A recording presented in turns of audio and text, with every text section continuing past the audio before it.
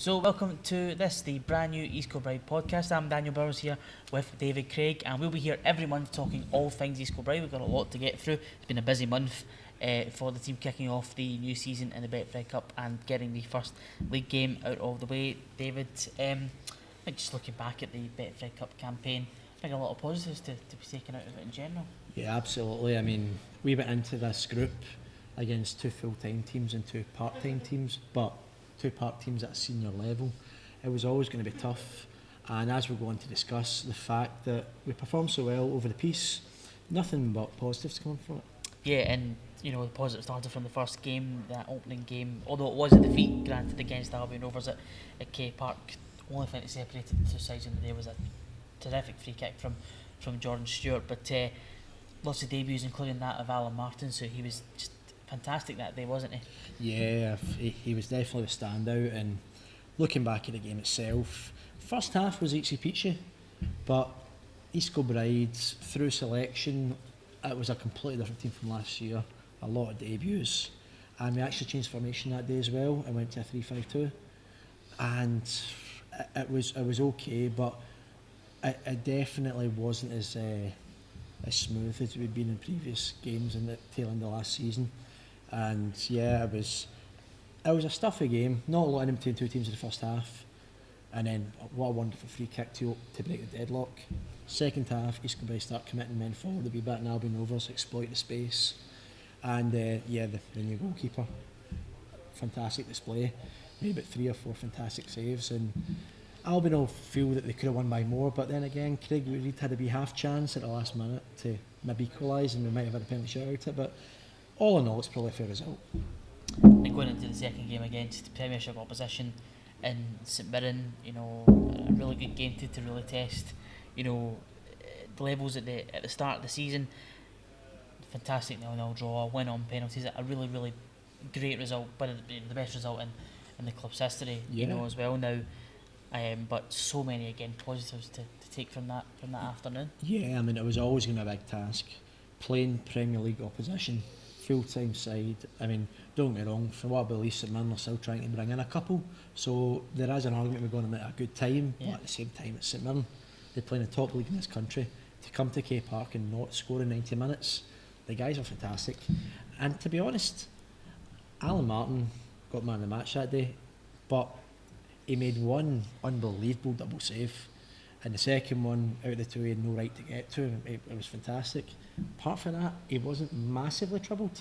Cody Cook had a header with maybe about 10 minutes to go. If he hits the target, maybe we're struggling a wee bit, but yeah, I was actually surprised how little St Mirren created on the day, and East Kilbride were fantastic. It was a great defensive effort as well. Yeah. It was just the work rate that was put in was really tremendous for a game so early on in the season as well, for a part-time team to put in that effort and get such a great result. It was a real plus for everyone here. And it might sound surprising, but East Kilbride were actually quite comfortable at times defending. It wasn't as if it was like last minute blocks and whatever. I mean, last time he played St Mirren was in the Iron Brew Cup about 2 years ago, and Jacob Keane had the game of his life. You were there covering for St Mirren TV, and Jay saved about 25, 30 shots. I've never seen a goalkeeping performance like it in any capacity. It was just genuinely unbelievable. And at that point, St Mirren were flying top of the championship, and we get ran and rugged that day, and Jay was unbelievable. So to come from that to what happened at K Park a couple of Saturdays ago, it was a fantastic performance, and we really did limit St Mirren, and we were comfortable, and we were well worth a 0-0 draw. Such a great result to go into the Edinburgh City game up next after that at Ainsley Park, and again another league club, although League 2, another great performance. It was, as we've talked about, it was a close game, but it was a great result to get that win. Yeah, absolutely. I mean, for all the long-standing East Kilbride fans, Edinburgh City usually puts a shiver up your spine. They had a real habit against us, especially in the Lone League, turning us over 1-0 or 2-1, and they always seem to beat us by the odd goal. Even last season in the Iron Brew Cup, we were 2-1 up with 10 minutes to go, and they scored 2 late goals to beat us 3-2, and it was a classic Edinburgh City against East Kilbride. They always seem to have that wee bit extra, but it was great to go to their park. And Edinburgh City are probably one of the favourites to win League 2 this season. They're up there with Cove Rangers. They must certainly be itchy peachy with them for the league this year. So yeah, to go to them and win 1-0 and play well. I mean, we were unlucky. We got a goal chopped off, which you could argue probably could have stood. And we then go up the park and score, and then we see the game out. And we actually, the longer the game went on, the more dangerous we looked, as they committed more men forward. So yeah, it was a fantastic display by the boys, and yeah, it was a great win. And I actually unbelievably put Kilby in the rare position of actually being able to get out of the group, although we knew it was going to be a difficult task going to East End Park, but the possibility was there. It was a big defeat in the end, but still, you know, there are positives to take from it, aren't there? Yeah, I mean, on the day, if East Kilbride had any chance, they really had to be 0-0, 20 minutes in, then half time at 0-0, and then just see what happens and hopefully get the crowd to turn the Fairland. The Fairland scored early and then scored regularly, and they were 3-0 up after. They have made a very decent start of the season. It certainly looks like they're going to be a real force to be reckoned with in the Championship this season, after a couple of seasons where they've sort of just floated about and not really threatened too much. So, you know, no huge surprises, but overall, you know, lots of positives to take going into the league season. And it did kick off indeed the night before we recorded this first episode. A trip to Dalbeatty Star, a tight game, 2-0 win for Kilby, but Stuart Malcolm, the manager, very keen to point out that it was all about getting the result, and that's what happened. Yeah, I mean, it was one of these situations where, because Dalbeatty had lost so heavily at the weekend, we were on to a no-win situation. We were expected to go there and win heavily, and to be honest, I don't ever remember winning heavily at Dalbeatty. We always, any time we've won, it's always been by the odd goal or the odd couple of goals. To draw a comparison, they're maybe similar to Livingston, where their home record is actually very good, Dalbeatty, and they make it difficult, especially for the top teams, to go there and play. It's a really difficult place to go and win. The local crowd will come out and support them. It's a wee bit hostile at times. They're loud. They give the guys an extra yard. And yes, I mean, at this stage of the season, I mean, we've spoken about this off camera. East Kilbride, if we win in the Turnips Caramel Wafer Cup, if that's correct. I think you got a bit right. Yeah, we'll play 13 games in about 6 or 7 weeks. And then you've got 4 top games at the front end of that. It's a big ask. So for me, the 3 points was the only important thing. If we can keep up the pace at the top end of the table out this month with this heavy fixture load, then it's 3 points is what we went from, what we got. It's good to see Malky coming in from the start, grabbing a goal for himself, starting as he finished off last season. Tremendous, in it, a really fantastic free kick from Rooney Payton, and it looks like they're going to potentially form a really good partnership up front this season. Well, yeah, I mean, that's the positive coming out of it. Malky came back in and just does what he does. Clinical. He got a chance and just smashed it to the bottom corner. And then a wee bit of class at the end where Rooney's put this unbelievable free kick in. So yeah, they're the positives come out of it, and as long as we're on the way up the road with 3 points, that was a real important thing. Yeah, so East Kilbride have only played one game so far in the Lowland League this season, so you know, still a few points behind everybody else, but just having a quick look just at the Lowland League table. Bonnyrigg Rose coming into the league this season. They've got 6 points. You know, Caledonian Braves, formerly known as Edge Sport Academy, with 6 points. Civil Service Strollers as well. East Kilbride sitting in 8th place. But table, as they say, doesn't mean too much at this point in the season, and obviously still a long way to go, but very encouraging to get those 3 points on the board. And we'll have a quick look at how things are lining up for August later on in the programme.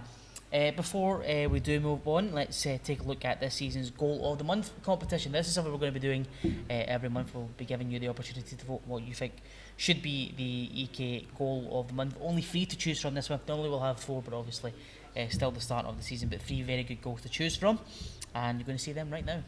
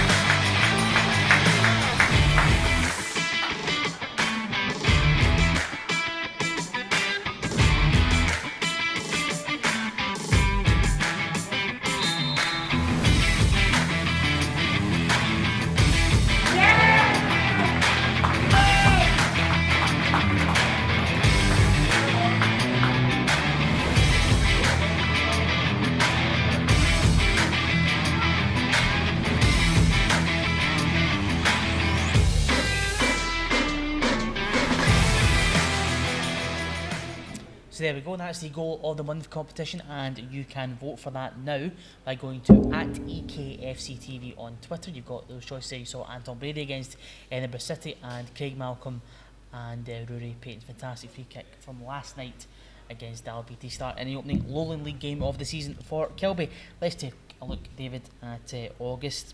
Again, another busy month, lots of away games as well. Yeah. You know, if it didn't start, can't really get much tougher for Stuart Malcolm and the boys, can it? Well, that's it. I mean, as we touched on before, it's all about getting results this time of year. And you've got the cup games sprinkled in, effectively playing twice a week from mid-July to the end of August. It is a big ask, and it tests the squad. So yeah, there's a lot coming up, fast and furious, as we've reflect on. Yeah, with Bailey Leafing coming up on Saturday away from home, you know, a tough away trip. But I think just the main aim will be to get those 3 points on the board again. Yeah, well, similar to the Beat Starville, isn't there, a team that it's a potential banana skin. I mean, the bookies will have East Kilbride as favourites, but we need to go there and be professional and come home with 3 points, as we've done in Wednesday night against the Beat Star. And it's a trip to Paisley on Tuesday the 6th of August. It is St Mirren Colts in the Tunnocks Caramel Wafer Challenge Cup. I think I got that right. And an interesting opportunity for Stuart to just mix the team about a little bit and see how they get on against, you know, the youngsters at St Mirren. Well, this is one I've got no idea how to call. I mean, it would be football irony if we can beat the first team and then lose to the Colts, but I don't know. It's one of the ones where people have said to me, are St Mirren Colts good? I've not got a clue, to be honest. So we'll take the games it comes, and we'll show up and look to progress in its round of cup. I mean, St Mirren over the years have got a reputation for bringing through great players, so there's no doubt there is talent in there at the club. So it'll be interesting to see how they get on. They generally seem to get to the first couple of rounds of the Challenge Cup and then fall away when they do play the sort of higher level opposition in the Football League. So we'll see how things go in that one. Well, this will be East Kilbride's first ever game against a Colt team, so it is a taste of the unknown. We've never done it before, so yeah, I'm looking forward to the game on Tuesday night. It should be a good game.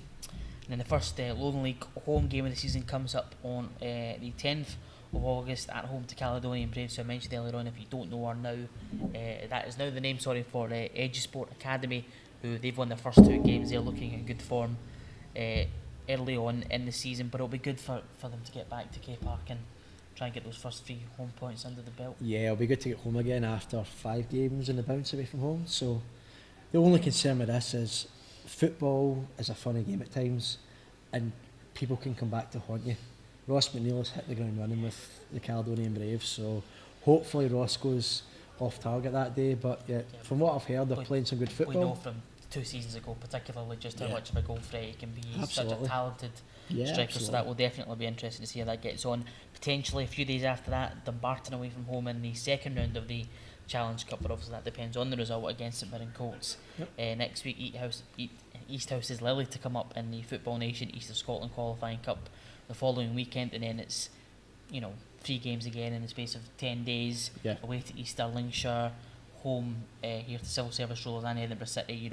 Again, tough games against decent teams, but it's all about getting those early points on the board and just setting the stall out for the rest of the season, isn't it? Yeah, absolutely. I mean, like the standout fixture is away to East Stirling, because that is a team who has looked to improve, and their ambition is to win the Lowland League this season.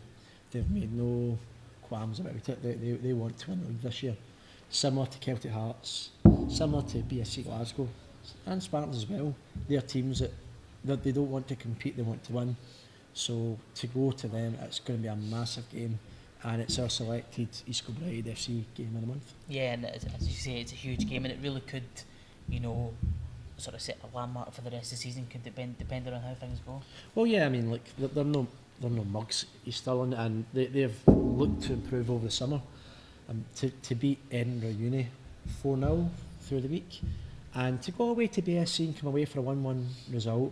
And from what I read, they felt a wee bit hard done by with a kind of controversial penalty, but I've only read stuff online, so they'll be looking to challenge this year, there's no doubt about it. So it's a massive game very early in the season. It's definitely a tough start to the season overall for Kilby, but great chance to get those points on the board and, as I say, really set the stall out for the rest of the season. As you say, it could be 13 games in just 2 months, which is a lot. Basically, at this time of the season when players are still trying to build up their fitness levels at this level of football as well. But a great test for Stuart Malcolm and the team, and still bringing players in. Good squad being brought together, so it'll be a chance to use those players. We'll see from the. You just looking at the squads for all the games. There is a great squad being built up, lots of experience throughout it, lots of really talented young players. So it'll be exciting to see how Stuart makes the most of that as the season goes on. Yep. And as the next few games go on. One of the new features that we'll have for you this season on the East Kilbride podcast is our Crossbar Challenge competition, and it's all going to start off with the Lowland League team, the senior team, who are going to have a go at it very shortly. It'll feature in next month's podcast, I should say, and then we're going to be inviting teams from across the East Kilbride FC spectrum to try and see if they can do better than the Lowland League players, and hopefully we'll be able to crown a champion at the end of the season. So that's definitely something to look out for, and we'll bring that to you starting off next month. Earlier on this week, myself and David got the chance to sit down with Sean Winter for a very special interview, which was a fantastic insight into Sean's career. We were told so many fantastic stories about not just his time here at East Kilbride, but obviously his time before at Stranraer and in the juniors, and we're going to get the chance to show you a little sneak peek of that interview right now. Back to Stranraer, what was your sort of best moments in your time You're laughing story? Because I've got a few stories, right? But you've got a story. Well, listen, I've actually, obviously I was at Stranraer for 5 years, and when I look back at that, it's pretty successful. I mean, not a lot of players have 5 years at the one club, and I thought that's quite common, but it's not actually that common. And you don't play. I played over 200 games for Stranraer. That's not very common, and for 5 years to play 200 games, 40 odd games a season, that's like playing pretty much every single week. Do you know what I mean? So that's something I know I look back and I'm quite proud of. So when I look back at Stranraer, I know I done well there, and there's plenty of games. I recently done a wee interview with a guy from Stranraer, and it was to talk about my favourite game, the biggest game that I played for Stranraer, and I kind of rattled a few through my head, and I was like, do you know what, I've actually had quite a lot of decent moments with Stranraer. There was so there was a few I played against Ross County. Ross County were 4th in the Premier League at the time. We played them in the League Cup and we won 3-2. I scored, got a penalty, and I got man of the match, and so we beat them that day. The problem is with that game, there was not a lot of focus on it. It was during the week. Ross County don't bring a lot of fans. There was probably about 300 fans in the stadium, and so it just didn't really get much attention at all. But for me, that was massive. Ross County are one of the better teams in Scotland at the time, and I'm like, I know I can compete on my day at that level. The year after, we actually played Ross County again, and I scored a nice wee lob over the keeper. We ended up getting beat 2-1, but I scored. I get man of the match that game again. And then there was games. There was a game against Dumbarton where it was my engagement party that night. So we were getting beat 2-0, and I'm thinking. So it was in the League Cup again, start of the season. So I'm like, that's decent. We're getting beat 2-0. At least I can get up the road and make my engagement party. So I'm thinking, right, okay, up at least we're getting beat. Yeah. But we ended up scoring 2 goals. Big Frank, the defender, scored 2 goals, and we got it back to 2 each with about 10 minutes to go. I'm like, this can't go extra time. That just clicked in. I'm like, this game cannot go extra time. If this goes extra time, I'm missing my engagement party. Away back up in East Kilbride from Stranraer, and I'm like, she's going to go off on that. I never told her. I never told my missus, my now missus, that that's going to happen. So I'm like, this is going to be devastating. So I remember actually the boy Scott Agnew, he played for them back at the time, and he got the ball about 35 yards out with about 5 minutes to go. I'm like, I'm going to let you score. So I was like, look, just take it. So I just kind of let him go by me, and I'm like, just shoot, score, end the game. And he missed it. I'm like, here we go. But then it got to like closer and closer at the end of the game, and it went into injury time. and we ended up breaking up the park. And it's probably one of my best goals I've ever scored. It was we got the ball at the corner and kind of just walked into the box, and the ball gets played in, and I've done a wee sort of scorpion kick right in the top corner. And so never celebrated so much in your no, life. 93rd minute or something like that, and I've just done a wee scorpion kick, and that's the way it was described, so that's why I'm saying that. It was a wee scorpion, it was a wee kind of back heel, and it went right in the top corner. I could not believe it. The tap was off, everything running away, and everybody, and the boys knew. Because you'd won the game. We went, Just so we didn't get a doing. Yeah, do you know what? Nobody even cared about the game. Everybody knew that I was desperate to get to my engagement part. No, the boys were coming to my engagement part, so we were away, and everybody was like, outstanding, tap off, jumping about, and then all the boys, everybody made it to the engagement part, and it was like one of the best nights of my life. So that was part one of that interview. A great chance there to sit down with Sean Winter, and you'll be able to watch all of that interview if you click just above here. It should be popping up any time round about now. It's a really fantastic interview, so many great stories and so much insight into Sean's career, and as I say, particularly some brilliant stories about his time here at East Kilbride. So as I say, we're going to be here every month talking all things East Kilbride, looking at how the club is getting on. We're going to have more interviews like Sean's to bring you hopefully throughout the season. Lots of great features like the Crossbar Challenge, which we'll have for you next month, chance to vote on the goal of the month, lots of things to do. We're going to talk about all things, East Kilbride, so we're very much looking forward to bringing that to you. Before we do go on this one, just a chance to talk about the East Kilbride Supporters Club. If you don't know about it, the club is hoping to run buses to all away games this season, and you can get all the information about that on the East Kilbride FC Supporters Club on Facebook. That's what it's called, East Kilbride FC Supporters Club. And if you want any more information, you can pop into K Park anytime during the week, where the guys will be able to help you and point you in the direction of any more information that you need. So that about does it this week for our podcast. Thank you very much for joining us. We're looking to bring you loads of great new features throughout the season. But thank you very much for joining us, and we look forward to seeing you next month.